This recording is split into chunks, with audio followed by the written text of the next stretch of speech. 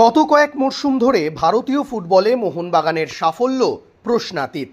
গত মরশুমে আইএসএলের জোড়া ট্রফি, ডুরান্ড কাপে রানার্স আপ, সব মিলিয়ে হোসে মলিনার বাগানে শুধুই সাফল্যের ফুল। কিন্তু প্রশ্ন হলো, আইএসএল বা ডুরান্ড কাপের বাইরে সবুজ মেরুনের সাফল্য কোথায়? গত বছর সুপার কাপে সবাই যখন পূর্ণ শক্তির দল নিয়ে মাঠে নেমেছে, তখন সর্বভারতীয় পর্যায়ের একটি প্রতিযোগিতায় বিদেশিহীন জুনিয়র দল খেলিয়েছে মোহনবাগান। ফলস্বরূপ সাফল্য অধরা। এবার আসা যাক কলকাতা লিগে। দীর্ঘদিন ধরে ঘরোয়া লিগের ট্রফি ঢোকেনি বাগান তাঁবুতে। তারপরেও ডেভেলপমেন্টের বুলি আউড়ে বছরের পর বছর জুনিয়র দল নিয়ে কলকাতা লিগে মাঠে নামছে মোহনবাগান সুপার জায়ান্ট। শেষ 2 বছরের পরিসংখ্যান দেখলে সুপার সিক্সেও জায়গা করতে পারেনি ডেগি কার্ডোজোর দল। তাহলে ডেভেলপমেন্ট কোথায়?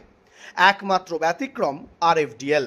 গত মরশুমে বয়সভিত্তিক এই প্রতিযোগিতায় চ্যাম্পিয়ন হয়েছিল সবুজ মেরুন ব্রিগেড।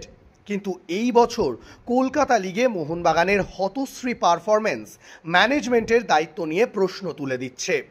দিনের পর দিন কলকাতা লিগে সিনিয়র দল না নামানোয় অখুশি বাগান জনতা। এখানেই শেষ নয়, এই বছর কলকাতা লিগে ডার্বি হার, ডুরান্ড কাপে ম্যাচ খেলবার অজুহাত দিয়ে কলকাতা লিগে ম্যাচ বয়কট। কিন্তু কোথায় কি?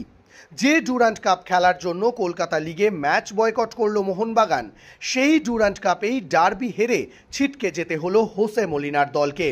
এরপর বলা হলো মোহনবাগানের লক্ষ্য নাকি এএফসি চ্যাম্পিয়ন্স লিগ। কিন্তু সেখানেও একই ছবি। প্রথম ম্যাচেই ঘরের মাঠে অপেক্ষাকৃত দুর্বল আহাল এফকের বিরুদ্ধে পরাজয়। তুর্কমেনিস্তানের ফুটবল ক্লাব বিদেশিহীন দল নিয়েও হারিয়ে গেছে মোহনবাগানকে। তাহলে কলকাতা লিগ ডুরান্ড কাপের মতো ঐতিহ্যবাহী প্রতিযোগিতাকে ব্রাত্য করে 6 সপ্তাহের রুদ্ধদ্বার অনুশীলনের ফলাফল কি? শুধুই শূন্য। পুজোর পর আয়োজিত হবে ঐতিহ্যশালী আইএফএ শিল্ড। সেখানেও মোহনবাগান মাঠে নামবে কিনা তা নিয়ে এখনও ঘোর অনিশ্চয়তা। শুধুই তাই নয়, শিল্ডের আয়োজনে আইএফএ আয়োজিত সভায় উপস্থিত থাকেনি মোহনবাগান টিম ম্যানেজমেন্টের কোনো প্রতিনিধি। এমনকি আইএফএর পাঠানো চিঠির উত্তর দেওয়ার প্রয়োজনও বোধ করছেন না তারা।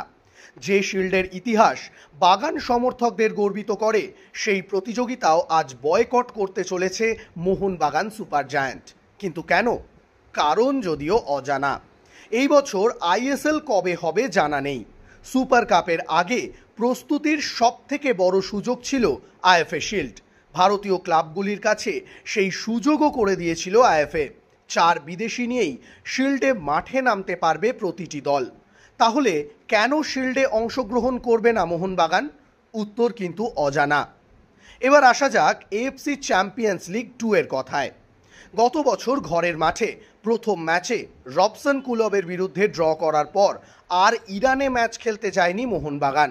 অজুহাত হিসাবে ইরানের যুদ্ধকালীন পরিস্থিতিকে ঢাল করা হয়েছিল। এর ফলে এএফসির কড়া শাস্তির মুখেও পড়েছিল মোহনবাগান। এই মরশুমেও ছবিটা একই দিকে এগোচ্ছে। আগামী 30শে সেপ্টেম্বর ইরানের মাটিতে সেফাহান এফসির বিরুদ্ধে এএফসি চ্যাম্পিয়ন্স লিগ 2 এর ম্যাচ রয়েছে মোহনবাগানের। ভিসার অনুমোদন পেলেও অস্ট্রেলিয়া এবং ইরানের রাজনৈতিক সমস্যার কারণে অজি নাগরিকদের ইরান যাওয়ায় নিষেধাজ্ঞা জারি করা হয়েছে। ফলে বল এখন মোহনবাগানের কোর্টে। নিজ দায়িত্বে জেমি কামিন্সরা ইরানে গেলে তবেই সেফাহানের বিরুদ্ধে পূর্ণ শক্তির দল নামাতে পারবেন হোসে মলিনা।